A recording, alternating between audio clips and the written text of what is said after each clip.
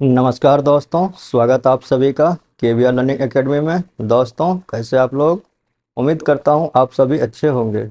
दोस्तों, KVR learning academy एक नया यूट्यूब चैनल है।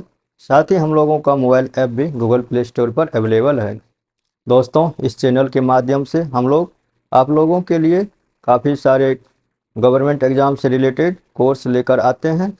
साथ ही हम लोग अपने मोबाइल एप्लीकेशन पर आप लोगों के लिए test series, PDF, PPT, e book आदि वहां पर अपलोड करते हैं। तो आप लोग इस चैनल के माध्यम से वीडियो लेक्चर सीरीज देख सकते हैं और एप्लीकेशन पर जाकर या ऐप पर जाकर टेस्ट सीरीज, पीडीएफ, पीपीटी आदि प्राप्त कर सकते हैं।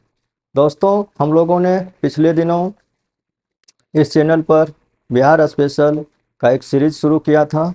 इस सीरीज के माध्यम से हम लोगों का टारगेट है कि बिहार स्पेशल को अच्छे से पढ़ना है और पूरा डेप्थ में पढ़ना है। इससे जो क्या होगा कि बिहार से जो भी संबंधित एग्जाम है उसमें जो भी क्वेश्चन बिहार से रिलेटेड आएगा उस क्वेश्चन को आप लोगों को सॉल्व करने में आसानी होगी। तो दोस्तों, चलिए इस वीडियो सीरीज को आगे बढ़ाते हैं। इससे पहले हम लोगों ने 4-5 पार्ट कंप्लीट किया था, तो आप लोग उन सभी पार्टों को देख सकते हैं। इससे एक क्रमबद्धता बनी रहेगी। दोस्तों, हम लोगों ने पिछले वीडियो में मगध साम्राज्य के उत्कर्ष के बारे में थोड़ा सा जाना था। आज से हम लोग इस वीडियो में जो मगध के जो महान राजवंश हुए हैं, जो महान शासक हुए हैं, उनके बारे में एक एक करके पढ़ेंगे। तो यह वीडियो आप लोगों के लिए काफ़ी महत्वपूर्ण होने वाला है और इन्हीं सभी पॉइंट से जो है मैक्सिमम क्वेश्चन बनते हैं। हम लोगों ने प्रयास किया है कि कोई भी महत्वपूर्ण पॉइंट ना छूटे, तो इसके लिए काफ़ी मेहनत भी करनी पड़ी। उम्मीद करता हूँ कि इस वीडियो लेक्चर सीरीज के बाद आप लोगों को बिहार स्पेशल के लिए अतिरिक्त मेहनत करने की ज़रूरत ना पड़ेगी। तो चलिए इस वीडियो को अभी शुरू करते हैं। दोस्तों, हम लोगों ने पिछली वीडियो में जो मगध उत्कर्ष के बारे में थोड़ा सा जाना था, उसी को आज कंटिन्यू करते हैं और देखते हैं कि जो महत्वपूर्ण राजवंश है जो मगध पर जिसने शासन किया, उनका किस तरह का इतिहास रहा है, किस तरह से उन्होंने मगध साम्राज्य को फैलाया और मगध साम्राज्य एक महत्वपूर्ण साम्राज्य बनकर उभरा। तो दोस्तों, जो मगध साम्राज्य का जो प्रारंभिक राजवंश की बात करें तो उसमें महत्वपूर्ण राजवंश है एक, वह है बृहद्रथ वंश। बृहद्रथ वंश से ही मुख्यतः मगध साम्राज्य का उत्कर्ष माना जाता है। हालांकि आगे चलकर मगध साम्राज्य काफ़ी विस्तृत क्षेत्र में फैल गया था, जिसके बारे में हम लोग और भी आगे चलकर पढ़ेंगे। तो दोस्तों, बृहद्रथ वंश के बारे में अगर पूछे कि इस वंश का संस्थापक महाभारत और पुराण के अनुसार बृहद्रथ इस वंश के संस्थापक थे। अगर दो महत्वपूर्ण ग्रंथ की हम लोगों को बात करनी हो, महाभारत और पुराण, तो इसके अनुसार जो जो बृहद्रथ वंश है इसका संस्थापक बृहद्रथ को माना जाता है। यानी कि इन्हीं के नाम पर बृहद्रथ वंश का नाम पड़ा है। इसके समय वसुमती और या गिरिव्रज, उस समय वसुमती, गिरिव्रज या कुशाग्रपुर साम्राज्य की राजधानी हुआ करती थी। तो जनरली इस पॉइंट को पूछा जाता है कि मगध का प्रारंभिक राजधानी कहाँ थी। तो आप लोगों को याद रखना है कि मगध का जो प्रारंभिक राजधानी थी वह गिरिव्रज, कुशाग्रपुर, वसुमती या राजगृह, इस तरह का क्वेश्चन पूछता है। तो आप लोगों को याद रखना है कि इन सभी में से जो भी ऑप्शन में दिखे उसको टिक कर देना है। तो इस वंश का जो महत्वपूर्ण शासक हुए हैं उनके बारे में कुछ ज़्यादा जानकारी नहीं है। एक बृहद्रथ को ही एक महत्वपूर्ण शासक माना जाता है। इसके अलावा जो महत्वपूर्ण शासक की बात करें तो इसके अलावा उतने महत्वपूर्ण शासक नहीं हुए हैं, शक्तिशाली शासक नहीं हुए हैं। तो इसलिए यह राजवंश का इतिहास भी बहुत बड़ा या लंबा चौड़ा नहीं है।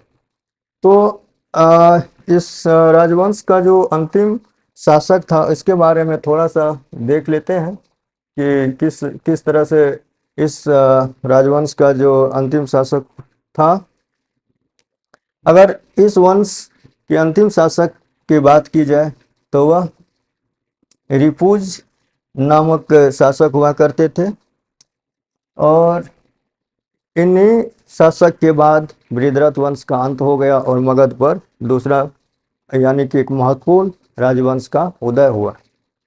अब हम लोग दोस्तों इससे आगे बढ़ते हैं और एक महत्वपूर्ण जो राजवंश है वह है हर्यक राजवंश। और हर्यक राजवंश काफ़ी ही महत्वपूर्ण है, काफ़ी महत्वपूर्ण इसलिए क्योंकि कि इन आ, न, जो राजवंश अभी हम लोग पढ़ने जा रहे हैं इन सभी राजवंशों में हर्यक राजवंश भी काफ़ी महत्वपूर्ण है, क्योंकि इन राजवंश में काफ़ी सारे बहुत ही शक्तिशाली शासक हुआ और जो कि मगध का साम्राज्य को एक कोना से दूसरे कोना तक फैलाया।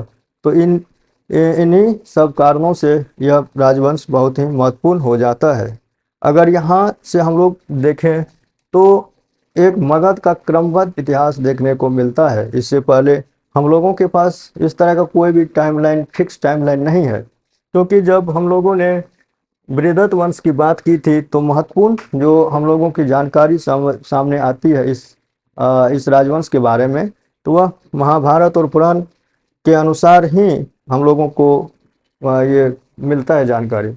लेकिन हर्यक राजवंश तक आते आते या हर्यक वंश तक आते आते जो है एक हम लोगों को टाइम फ्रेम देखने को मिलता है और काफ़ी सारे इसके बाद जो है इतिहास के साक्ष्य हमारे पास मौजूद है। तो इसीलिए यहाँ से आप लोग देखिएगा कि एक प्रॉपर टाइमलाइन यहाँ से शुरू होता है राजवंश का और ये आगे बढ़ते जाता है। दोस्तों अगर हम लोग बात करें कि हर्यक राजवंश का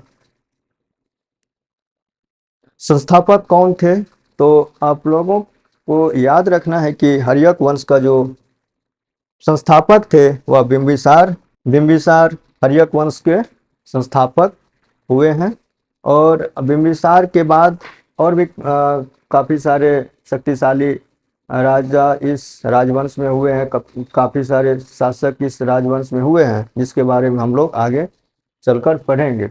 दोस्तों अगर बिंबिसार की बात की जाए तो बिंबिसार 544 बीसी से लेकर 492 बीसी के बीच में मगध पर शासन किया। तो आप देख सकते हैं आप लोग कि यहाँ पे 544 बीसी से 492 बीसी क्रमबद्ध यहाँ से शुरू होता है। उससे पहले का जो बृहद्रथ वंश था उसके बारे में इस तरह का कोई भी अभी मौजूदा साक्ष्य नहीं है कि जिसके आधार पर यह दावा किया जा सके कि इसका या इस राजवंश का शासनकाल कितना से कितना ईस्वी के बीच रहा है। अगर हम लोग बिंबिसार के बारे में थोड़ा सा और जानकारी जुटाए तो हम लोगों के पास काफ़ी सारे इम्पोर्टेंट पॉइंट देखने को मिलता है जिसका हमें अध्ययन करना है। हम लोगों को इस सारे पॉइंट को अच्छे से याद रखना है, कारण है कि यहाँ से क्वेश्चन पूछता है। दोस्तों महावंश के अनुसार बिंबिसार ने 15 वर्ष की आयु में सिंहासन पर बैठा था। अगर आप लोगों को यह पूछा जाए कि बिंबिसार ने कितने वर्ष की आयु में सिंहासन पर बैठा था, तो आप लोगों को याद रखना है, अगर इसमें महावंश भी दिया हुआ रहे जो कि एक बौद्ध रचना है महावंश, तो आप लोगों को याद रखना है कि इस ग्रंथ के अनुसार बिंबिसार 15 वर्ष की आयु में सिंहासन पर बैठा था।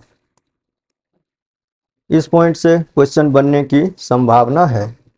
अगर हम लोग बिंबिसार की बात करें तो वह महात्मा बुद्ध तथा महावीर स्वामी के समकालीन हुआ करते थे, जिस समय में मगध के क्षेत्र में भगवान बुद्ध और महावीर स्वामी घूम घूम कर अपने धर्म का प्रचार कर रहे थे। उसी समय में मगध का शासक बिंबिसार हुआ करते थे। तो आप लोगों को इस पॉइंट को भी याद रखना है कि महात्मा बुद्ध और महावीर स्वामी के समकालीन कौन थे, तो बिंबिसार जो है महात्मा बुद्ध और महावीर स्वामी के कालीन हुआ करते थे।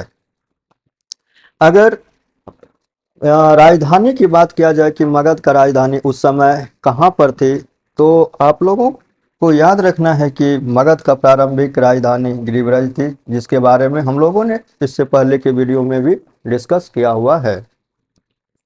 बाद में राजधानी राजगृह हस्तांतरित कर दिया गया था। तो प्रारंभिक में गिरिब्रज था और बाद में यह राजधानी राजगृह हस्तांतरित कर दिया गया था। दोस्तों आगे बढ़ते हैं और थोड़ा सा और भी इस राजवंश के बारे में देखते हैं। बिंबिसार भारत का प्रथम ऐसा शासक था जिन्होंने कि स्थानीय या अस्थाई सेना बनाए रखा था। उससे पहले जो भी शासक हुआ करते थे उसके पास किसी भी तरह का स्थाई सेना नहीं हुआ करता था, लेकिन बिंबिसार जब गद्दी पे बैठा, मगध का शासक बना, तो उन्होंने देखा कि राज की सुरक्षा के लिए जो है अस्थाई सेना का होना बहुत ज़रूरी है। और इसीलिए भारतीय शासकों की बात करें जिन्होंने कि सबसे पहले अस्थाई सेना रखने की परंपरा शुरू की थी, तो उसमें बिंबिसार का नाम आता है। तो आप लोगों को इस पॉइंट को याद रखना है कि बिंबिसार ने ही सबसे पहले अस्थाई सेना बनाया था। इसके अलावा दोस्तों बिंबिसार को सैन्य भी कहा जाता था। अगर युद्ध में हाथी के प्रयोग करने वाले पहले शासक के बारे में बात की जाए तो वह बिंबिसार ही था जिन्होंने युद्ध में सबसे पहले हाथी का प्रयोग किया था। तो यहाँ पे 3 महत्वपूर्ण पॉइंट हैं। एक कि पहला शासक जिन्होंने स्थानीय सेना बनाए रखने का काम किया वह बिंबिसार ही था।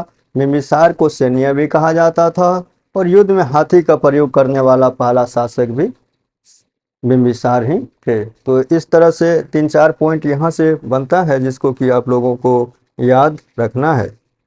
दोस्तों अगर हम लोग को इस पॉइंट के बारे में देखना है कि उनका राजवैद्य कौन था, तो बिंबिसार का राजवैद्य जीवक हुआ करते थे। जीवक के बारे में आप लोगों ने पढ़े होंगे। एक पॉइंट तो ये महत्वपूर्ण हो जाता है, अगर पूछे कि जीवक किसका राजवैद्य था, तो आप लोगों को याद रखना है जीवक बिंबिसार का राजवैद्य हुआ करते थे। उसके अलावा बिंबिसार ने अवंती के शासक चंद्र प्रद्योत महासेन के उपचार के लिए जीवक को उज्जैन भेजा था।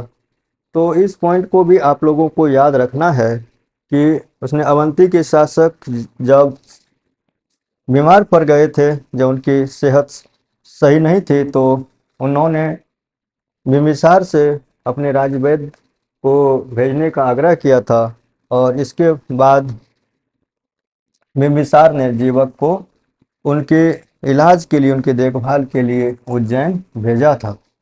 तो यहाँ से एक बार क्वेश्चन पूछा भी है, यहाँ से भी क्वेश्चन पूछा है। ये महत्वपूर्ण पॉइंट है कि किसके उपचार के लिए जीवक को उज्जैन भेजा गया था। इसके अलावा दोस्तों बिंबिसार ने जीवक को बौद्ध भिक्षुओं के स्वास्थ्य की देखभाल के लिए भी बुद्ध के साथ उनको भेज दिया था। तो याद रखिएगा कि जीवक जो है उन्होंने बौद्ध भिक्षुओं के स्वास्थ्य देखभाल के लिए बुद्ध के साथ गया था।